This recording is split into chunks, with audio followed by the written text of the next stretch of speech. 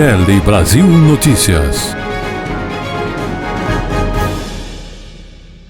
Olá, está começando a edição semanal do jornal Tele Brasil Notícias. A informação sempre na medida certa para você. Estaremos hoje abordando a questão da nova campanha de vacinação contra a Covid-19. Também estaremos falando do cancelamento de planos de saúde que estão suspensos a partir de agora. E falaremos finalmente sobre o último feriado do ano. E uma pesquisa mostra quais serão os principais destinos. Tudo isso e muito mais a partir de agora na edição desta semana do jornal Tele Brasil Notícias. No ar. Tele Brasil Notícias.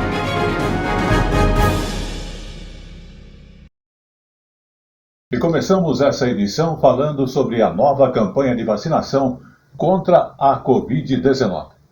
E lembrando que o Ministério da Saúde lançou esta nova campanha de vacinação contra a Covid-19, que na realidade são 9,5 milhões de doses que estão sendo distribuídas.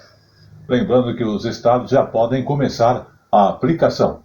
Olha, essa campanha do Ministério da Saúde é feita com a versão mais atualizada da vacina contra a Covid, aquela que protege contra a variante XBB 1.5, que é a mais transmissível neste momento. O primeiro lote começou a ser distribuído aos estados na primeira quinzena de maio e os estados têm autonomia para começar a aplicação a qualquer momento. Aqui no Rio de Janeiro, a Secretaria Estadual de Saúde já começou a distribuir cerca de 46 mil doses aos 92 municípios. Na capital, a vacinação começa amanhã com os idosos que têm mais de 85 anos. A gente lembra que só este ano já são aproximadamente 600 mil casos de Covid em todo o Brasil e cerca de 3.500 mortes. Vamos agora falar então com você que é motorista de aplicativo, porque uma pesquisa está apontando uma questão bastante importante. Jornadas mais longas e até mesmo renda menor. Sim, essa é a realidade. As jornadas são longas, a renda no bolso não chega, e é uma renda média e menor contribuição também para a Previdência Social. É uma situação de motoristas e todos os entregadores que trabalham por aplicativos. E de acordo com o Instituto de Pesquisa Econômica Aplicada, o IPEA, é a realidade do setor, né? E também de precarização deste tipo de trabalho. Vamos observar. Jair chegou a ter 2 empregos formais antes de 2016. Foi demitido e começou a atuar como motorista por aplicativo. Ele conta que já viveu dias melhores no trabalho. A gente está vendo a precarização do trabalho, nós estamos vendo os valores diminuindo a todo momento e a quantidade de motoristas entrando descontroladamente. De acordo com o estudo do IPEA, 400 mil pessoas trabalhavam como motoristas autônomos de automóveis para transporte de passageiros em 2012. Com renda mensal de R$ 3.100. 10 anos depois, com a entrada dos aplicativos que fazem o intermédio entre motoristas e passageiros, quase 1 milhão de trabalhadores ocupavam o segmento. E a renda média caiu para R$ 2.400. As condições de trabalho também pioraram. As jornadas ficaram maiores, quase 30% dos trabalhadores passaram a fazer entre 49 e 60 horas semanais. Em relação à Previdência Social, a quantidade de contribuições diminuiu. A situação se repete entre os entregadores por aplicativo. O número de trabalhadores aumentou e a renda caiu. O trabalhador, às vezes, ele tem esse sentimento no trabalho plataformizado, que ele está ganhando um pouco mais, né? A partir de uma maior liberdade de estabelecer os próprios horários, né? Mas o que a gente mostra, né, que justamente, né, essa queda que a gente observou nos rendimentos, né, compara com o que você teria se você fosse um trabalho formal, na verdade ele está numa situação pior. É muito perceptível uma certa ambiguidade né, entre um desejo de autonomia e de flexibilidade, são essas duas categorias que aparecem, ou seja, eu sou autônomo no meu trabalho, eu faço o meu horário, eu faço a jornada que eu quero, né, eu entro e saio o horário que eu quero, e na prática a gente vê que não é bem assim. Tribuna Livre.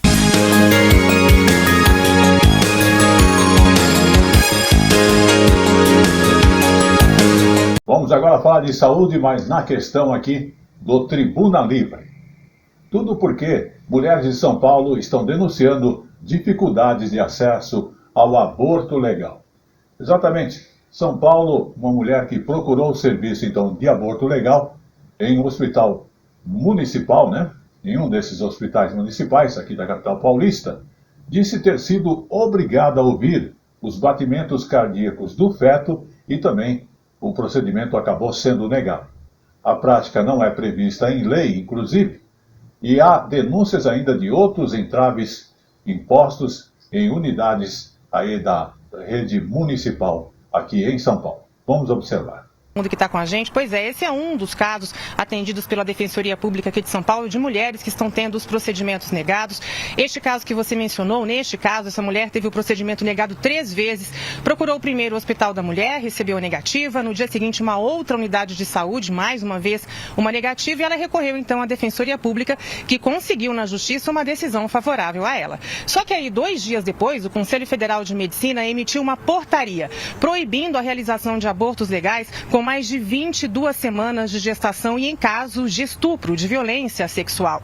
Aí a Secretaria Municipal de Saúde, com essa portaria, conseguiu na Justiça derrubar essa decisão favorável à mulher. Ela já tinha nesse momento uma outra, terceira consulta marcada. Foi quando o hospital negou a realização do procedimento e o médico a obrigou a ouvir os batimentos do feto. A gente lembra que essa decisão do Conselho Federal de Medicina não está valendo, porque o Supremo Tribunal Federal já derrubou esta portaria por meio de uma decisão do ministro Alexandre de Moraes, e essa mulher desistiu de realizar o procedimento aqui no estado de São Paulo. Nós procuramos a Secretaria Municipal de Saúde, que nos disse em nota que a demanda por esse tipo de aborto, o aborto legal, é atendida aqui em São Paulo, observando a legislação vigente e sem exceções. Nós procuramos também a Defensoria Pública de São Paulo para comentar este caso. Veja.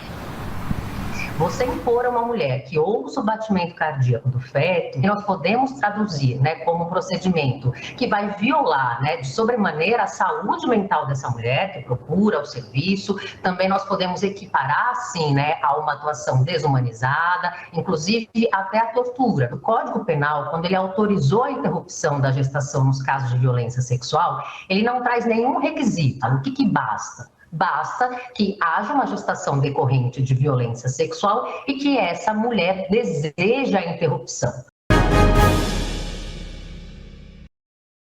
Vamos falar agora daquela questão do arroz. O preço parece que subiu, mas o governo já zerou a tarifa de importação do arroz. E existe, inclusive, uma própria apreensão por parte da população com o abastecimento e o preço do arroz. Essa é uma consequência direta desta tragédia climática no Rio Grande do Sul, o maior produtor de grãos no Brasil. E, inclusive, entre as medidas para garantir o arroz no prato do brasileiro, o governo zerou a tarifa de importação. Vamos observar. Exatamente. O governo zerou a tarifa para 3 tipos de arroz, para importação de 3 tipos de arroz.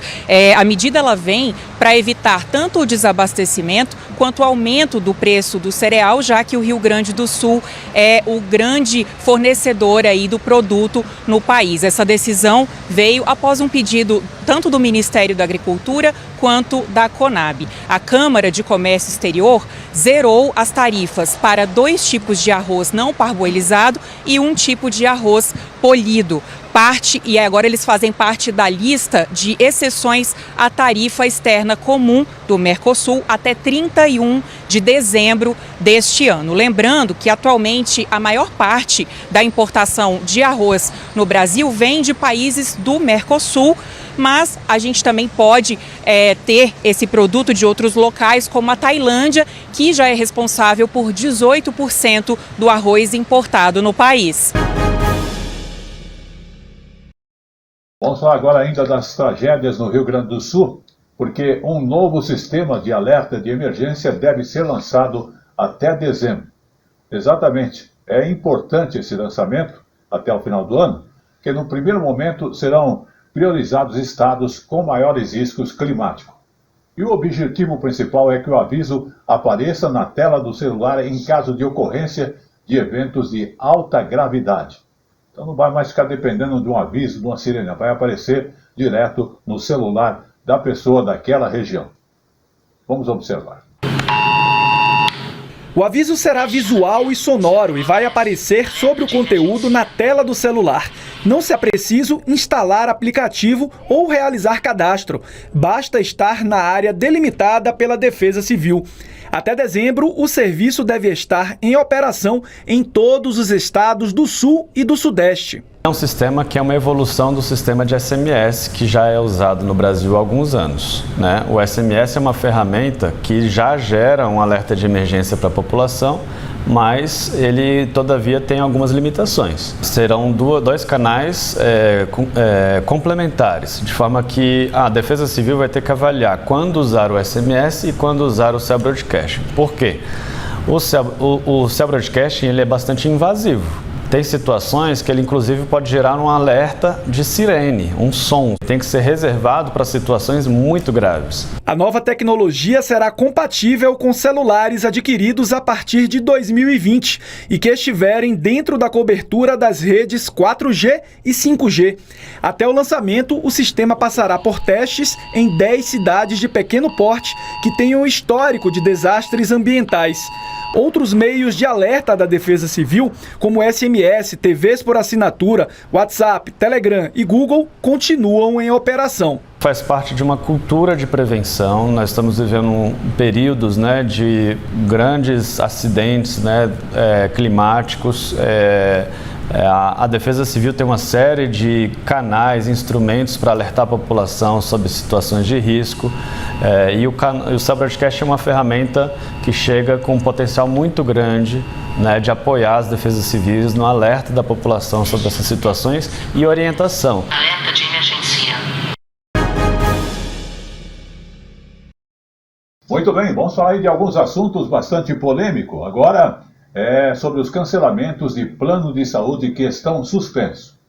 É uma informação bastante importante que o presidente da Câmara dos Deputados, o Arthur Lira, disse que fez um acordo com justamente as operadoras de plano de saúde para suspender os cancelamentos recentes dos planos de saúde em razão de transtornos ou doenças. Vamos observar esta informação. Esse acordo, ele se dá no contexto da possibilidade da aprovação, da instalação de uma CPI na Câmara dos Deputados para investigar essas rescisões unilaterais de contratos de planos de saúde pelas operadoras. O presidente da Câmara, Arthur Lira, publicou hoje em uma rede social que teve um encontro com representantes dessas operadoras e que ficou acertada, então, a suspensão desses cancelamentos. A expectativa agora é de que o presidente da Câmara se reúna, então, com representantes de órgãos de defesa do consumidor.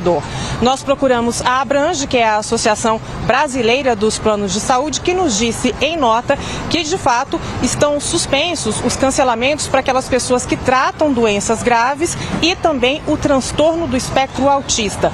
E que a suspensão de novas suspensões para os planos coletivos por adesão também estão vigorando. Ou seja, não vai haver mais cancelamentos de novos planos coletivos por adesão. Participou também deste encontro o relator na Câmara de mais de 200 projetos que discutem alterações na lei dos planos de saúde. E esse relator disse que esse texto está pronto para ir para plenário e que uma das regras desse texto vai ser a proibição desse tipo de rescisão unilateral. Só o Ministério da Justiça, no site consumidor.gov.br, já recebeu mais de 1.700 reclamações deste tipo de cancelamentos unilaterais que atingem especialmente idosos, pessoas que tratam doenças graves e pessoas que têm o transtorno do espectro autista. Ou seja, cancela o plano de saúde justamente quando as pessoas mais precisam. O verão está chegando e a preocupação são as mudanças climáticas, né? E olha, 60% dos brasileiros sentem essa mudança climática. É uma coisa muito importante, porque são mais da metade dos brasileiros que dizem já sentir os efeitos das mudanças climáticas no dia a dia. E a tendência é que esse índice aumente a cada ano. Isso mesmo, vamos observar. Mais de 2.300.000 pessoas foram afetadas pelas enchentes no Rio Grande do Sul. Antes disso, até o ano passado, cerca de 6 milhões de brasileiros também já tinham sido impactados por chuvas e secas prolongadas. Agora, a tragédia dos gaúchos intensificou a preocupação popular sobre o assunto. Eu acho que todo mundo sente isso pela temperatura, extremos de temperatura, mudança de ritmo de chuva, e isso muda a nossa rotina. Acho que todo mundo é afetado, todo mundo percebe isso. Quem não percebe é porque não está prestando atenção. 8 em cada 10 brasileiros já sentiram de alguma forma nos últimos anos os efeitos das mudanças climáticas nas cidades onde vivem. E notaram também que as chuvas estão vindo cada vez mais fortes, gerando pontos de alagamentos e enchentes.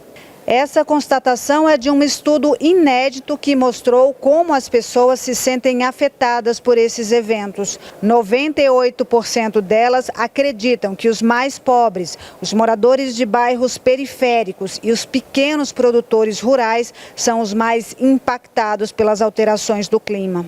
Quem é que mora nas encostas, naquelas regiões do país mais sujeita a deslizamento? São os mais pobres e não os mais ricos. Depois de uma crise como a que nós vivemos, quem tem mais condições econômicas de se reerguer? Segundo os especialistas, o país precisa de planos específicos para lidar com essas emergências climáticas e evitar outros desastres. Independentemente agora dos efeitos do que nós chamamos de mitigação, agora se faz necessário principalmente o governo olhar para os planos de adaptação, para os planos climáticos da cidade, para que as pessoas possam se preparar melhor para enfrentar esse tipo de evento. Qual que é o desafio? O tema das mudanças climáticas, ele sempre foi deixado, sempre é uma palavra muito forte, mas muitas vezes foi deixado para trás, em detrimento de assuntos que eram mais urgentes, e agora caiu a ficha, né, que nós efetivamente vivemos uma emergência climática e nós precisamos colocar mais esforço nisso. Vamos falar agora de turismo no Brasil, porque a base aérea de Canoas, lá no Rio Grande do Sul, passa a receber voos comerciais. Exatamente, já está recebendo então esses voos comerciais, com a média são 134 voos semanais para acesso ao Rio Grande do Sul. Vamos confirmar essa informação. Wesley tem 2 bons motivos para estar feliz. Está voltando com a família para casa depois de 1 ano em Porto Alegre e leva consigo um novo rim. Ele veio do Acre para a capital gaúcha em busca de um transplante e em fevereiro conseguiu. Na semana passada recebeu alta e já foi atrás de passagem. Garantiu vaga no 2º voo comercial que saiu da base aérea de Canoas. Quando anunciaram que ia ter voo aqui, aí já deu um alívio. Aí quando ganhou alta que eu consegui o voo aqui, aí nós já ficou mais aliviado, mais feliz. Estamos indo para casa, graças a Deus, a família toda esperando nós lá. Com mais de 20 dias desde o fechamento do aeroporto de Porto Alegre, voos comerciais começaram a chegar à base aérea de Canoas. Para que a operação fosse possível, uma área de 424 metros quadrados neste shopping foi adaptada para atender os passageiros. A rotina do local também teve de ser modificada. Nós aumentamos a quantidade de lojas abertas mais cedo, fizemos um trabalho junto aos nossos lojistas, prestadores de serviços como cafeterias, locadoras de veículos. Nós estamos também conversando com algumas empresas de turismo também para que venha ao shopping, para poder aproveitar esse público do embarque e desembarque que conversam muito com o público da Fraport e que agora, consequentemente, está se tornando nossos clientes também. Ao passar por essa fila, os passageiros serão direcionados aos balcões de check-in. Lá dentro serão identificados, vão despachar as malas e passar pelos procedimentos de segurança, como o raio-x. Em seguida, serão encaminhados para uma sala de embarque também montada aqui no shopping, com capacidade para 150 passageiros. No momento do embarque, os passageiros serão levados em um ônibus até a pista onde o avião estará, na base aérea de Canoas. O percurso deve levar cerca de 10 minutos. O caminho inverso será feito no desembarque. Os passageiros que chegam a Canoas vão desembarcar e retirar as malas no shopping. Toda a relação do passageiro, seja de embarque, seja desembarque, ela é feita exclusivamente aqui no Terminal Parque Shopping Canoas. Canoas, que foi adaptado para a gente conseguir receber os passageiros e manter essa operação de aeroporto como um todo. Então a chegada, tanto dos passageiros que desembarcam lá em Canoas, quanto o embarque dos passageiros, tudo é feito por aqui em todos os procedimentos, desde embarque, despacho de bagagem, conferência de segurança, exatamente o que os passageiros já estão acostumados a fazer. Apesar de começar a receber os voos comerciais, a base aérea continua como área de segurança e de funcionamento militar. Continua mantendo o nosso preparo operacional para o cumprimento da nossa missão fim, que está diretamente ligado à manutenção da soberania do espaço aéreo brasileiro. Mas, em complemento, a gente então colocou esses apêndices que vão fazer parte, começaram a fazer parte da nossa rotina. E o mais importante, operando de uma maneira segura, com tudo o que a gente está fazendo, mas sem jamais deixar de lado aquilo que é finalístico, né? Que é o porquê existimos, e isso continua, a base continua pronta, continua operacional e também de uma maneira conjunta e muito importante ajudando o nosso povo gaúcho. O aeroporto de Porto Alegre, Salgado Filho, continua fechado por tempo indeterminado. Adalberto, que tinha um voo marcado para 3 de maio, teve sua viagem reagendada 4 vezes. Conseguiu vaga no primeiro dia de voos comerciais em Canoas. Ele está aliviado, mas vai levar para Manaus as memórias do que viu no Rio Grande do Sul. Nunca tinha visto isso na minha vida, né? Já vi várias alagações do estado do Amazonas, como vocês vê, mas é diferente, né? E aqui não, encheu de uma hora para outra, tá entendendo? A gente ficou assim muito...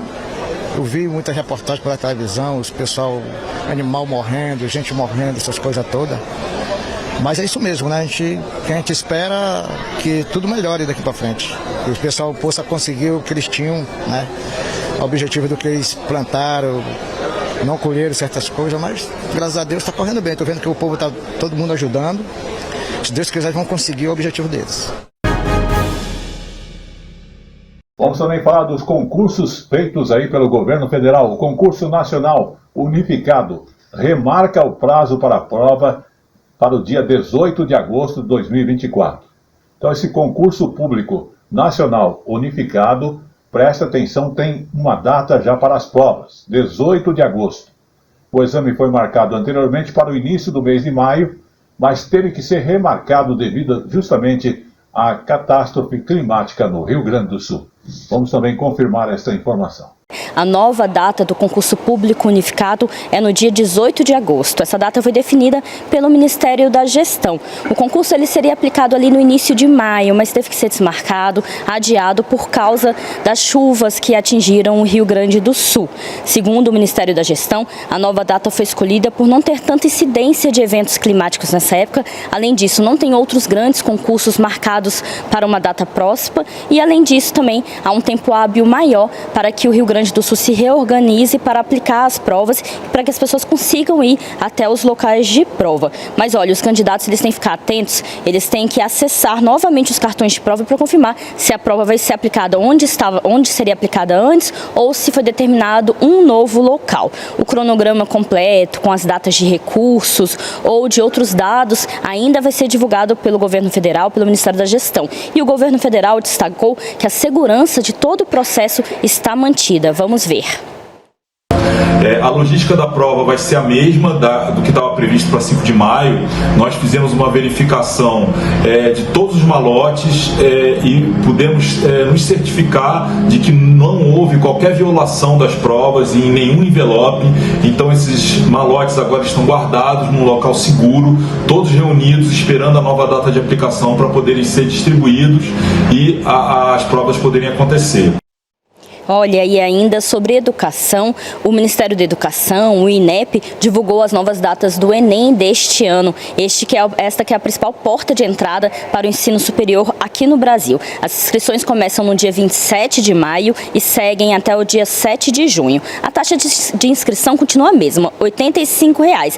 E uma novidade do Enem neste ano em relação aos transgêneros, transexuais, travestis, é que essas pessoas elas vão ter um nome social garantido e não precisam precisam enviar a documentação para que sejam tratadas pelo seu nome social, mas precisam que elas façam uma atualização dos dados dentro da Receita Federal. Então, primeiramente, elas vão lá, atualizam os dados com a Receita Federal e isso automaticamente vai para o sistema do INEP e a pessoa vai ser tratada pelo nome social, mas para isso precisa procurar a Receita Federal antes de efetuar a inscrição. E as provas vão ser aplicadas nos dias 3 e 10 de novembro. Vamos também falar de um assunto polêmico na área jurídica, porque a vida íntima de mulheres não poderá ser usada em julgamento. Nós vimos aí alguns casos sendo mostrados na internet, até mesmo na TV, porém agora o Supremo Tribunal Federal decidiu que mulheres vítimas de violência não poderá ser desqualificada, como vinha acontecendo em alguns casos, durante as audiências e julgamentos com base em sua vida íntima. Um passo bastante importante que acaba ajudando a pessoa a se defender diante de um julgamento. Pois é, o que os ministros aqui da Suprema Corte decidiram é que os advogados de defesa de acusados por violência contra a mulher não poderão usar em suas defesas informações sobre a vida íntima da vítima, sobre seu comportamento, a forma como se veste, sobre seu passado e como se expõe nas redes sociais. Os ministros concluíram que explorar esses detalhes da vida íntima é uma forma de humilhação, de fragilizar a vítima, e que isso é usado como se o comportamento da mulher justificasse ela ter sido vítima de uma violência. Bom, agora a decisão afirma que, se essa prática de desqualificar a mulher vítima de violência acontecer, o julgamento poderá ser anulado e o juiz também poderá ter punições. Vamos lembrar que esse assunto veio parar no judiciário depois do caso Mariana Ferrer, uma jovem que acusou um empresário de Florianópolis de estupro e que ao longo do julgamento foi humilhada e questionada sobre seu comportamento, suas roupas e como se expõe nas redes sociais. E chegou agora no Tele Brasil Notícias o nosso Momento Jurídico. Momento Jurídico fala do STJ, que condenou um jornal a pagar 50 mil por notícia que difamou vítima de estupro de vulnerável. É uma situação bastante importante, porque para a 4ª turma do Superior Tribunal de Justiça, comete ato ilícito o órgão de imprensa que, apesar da divulgação do fato verídico e sem identificar nominalmente as pessoas envolvidas públicas em notícias que ofendem a honra de vítima de um crime de estupro. Mas vamos entender melhor esta informação. Jornal que divulgou notícia difamatória contra vítima de estupro de vulnerável terá de pagar 50 mil reais de indenização. A 4ª turma do STJ definiu que o órgão de imprensa, apesar de divulgar o fato verídico e não revelar o nome das pessoas envolvidas, cometeu ato ilícito ao publicar a notícia que ofendeu a honra da vítima do crime de estupro. Com o entendimento dos ministros, o site terá de indenizar a menina em 50 mil reais por danos morais. O crime de estupro aconteceu antes de a vítima completar 14 anos e o veículo promoveu uma narrativa sensacionalista na manchete da notícia, atribuindo à jovem uma conduta ativa ante o crime, além de levantar dúvidas morais sobre o comportamento dela. A menina ajuizou a ação por danos morais contra a publicação. Porém, o julgamento em primeiro grau julgou o pedido improcedente, argumentando que o site estava amparado pela liberdade de expressão e de imprensa. E mesmo com o excesso na manchete da matéria, o juízo de primeiro grau considerou não ter tido danos morais à imagem da menor, já que a notícia não listou dados que pudessem identificar a vítima. O TJSP também manteve a sentença. O relator ainda ressaltou que, conforme a jurisprudência do Superior Tribunal de Justiça, os cuidados que os órgãos de imprensa, ao publicar informações sobre casos envolvendo menores, devem ser redobrados, diante do dever de zelar pelos direitos e bem-estar das crianças e adolescentes. A Corte Superior deu provimento ao recurso especial. O ministro relator Marco Buzzi afirmou que a manchete utilizou termos altamente ofensivos contra a honra e dignidade da menor vítima do abuso sexual, como se ela fosse culpada pelo próprio estupro. Vamos também abordar a questão das rodovias aqui no Brasil, porque foi inaugurada as obras na Via Dutra no último sábado, dia 25, agora de maio. A presença do presidente da República, que inaugurou as obras, então, da rodovia Presidente Dutra, ali na região de Guarulhos. Por lá, trafegam diariamente cerca de 350 mil veículos e 50% do PIB brasileiro. O investimento para a modernização ultrapassam em torno de 1 bilhão e 400 milhões de reais. Vamos observar. A rodovia Presidente Dutra, que liga São Paulo ao Rio de Janeiro, é uma das principais vias do país. Mais da metade de tudo que é produzido no Brasil é transportado pela Dutra. Cerca de 350 mil veículos passam por aqui todos os dias. Construída em 1951, a rodovia está em processo de modernização, com obras que garantem mais segurança aos usuários. Neste sábado, mais 2 trechos foram inaugurados, o trevo Jacu-Pêssego e a pista marginal do trevo Bom Sucesso. Somadas, as obras custaram 1 bilhão e 400 milhões de reais em investimentos da CCR, concessionária que administra a rodovia. As novas estruturas vão desafogar o trânsito da Dutra na cidade de Guarulhos, em São Paulo. Eu tenho certeza que o povo aqui do Bom Sucesso, Pimenta, vai ser levar sua vantagem no trânsito do dia a dia e acabar com esse sofrimento que existe há mais de 30 anos na região. Ao longo da concessão da Via Dutra, estão previstos outros 15 bilhões de reais em investimentos, como ampliação da pista expressa, construção de novos viadutos e de novo acesso à capital do estado. Nós estamos hoje entregando o trevo de Bom Sucesso, novas vias marginais, a ampliação de 12 quilômetros da via expressa nos 2 sentidos, entre o aeroporto de Guarulhos e São Paulo, os viadutos da Avenida Hélio Schmidt, Fernão Dias e a ponte do Tatuapé também serão feitos. São ações fundamentais para ampliar a segurança e para reduzir o congestionamento nessa que é a região metropolitana da maior cidade do Brasil. Mais segurança para os usuários e mais empregos. 4 mil postos de trabalho foram criados nessa obra. Esta obra, ela é um orgulho muito grande para o Grupo CCR, porque para além dos números que vocês viram aqui, ela gerou, Presidente, 4 mil empregos na região metropolitana de São Paulo. Ela faz parte de um investimento que o Grupo CCR está fazendo em rodovias, Ministro Renan, de 28 bilhões de reais no Brasil como um todo, gerando, Presidente, que eu tive a oportunidade de lhe contar, 50 mil empregos. Para o presidente Lula, o país voltou a investir no investimento econômico, na geração de empregos e na melhoria de vida dos brasileiros. Muito bem, como eu falo sempre, tudo que é bom dura pouco. O jornal Tele Brasil Notícias da semana agradece a sua audiência em qualquer parte do mundo, aqui no Brasil, e também aí pela internet ou através também do nosso site. Mas antes de encerrar, vamos falar do levantamento que mostra os principais destinos para o último feriado do ano.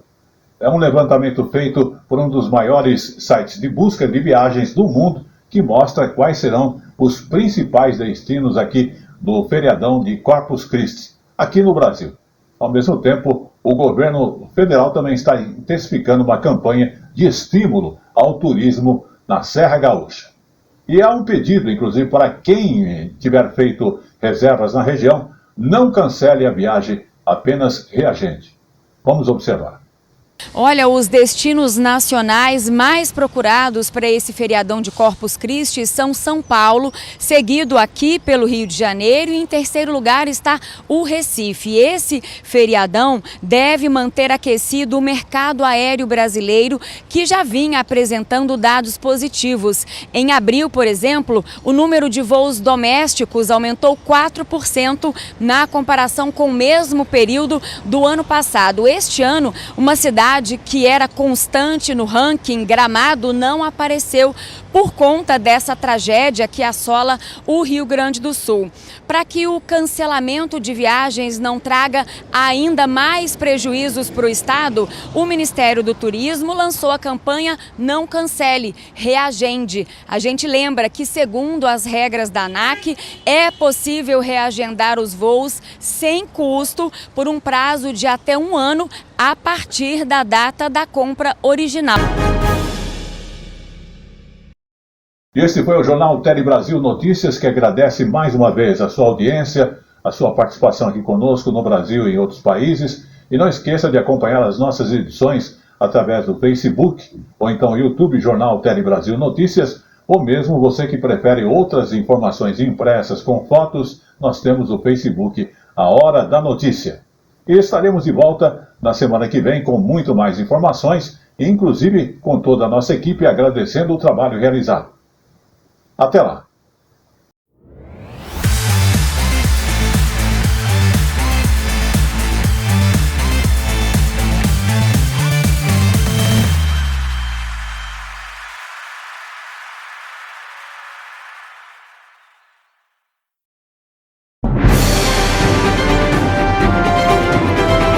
Tele Brasil Notícias.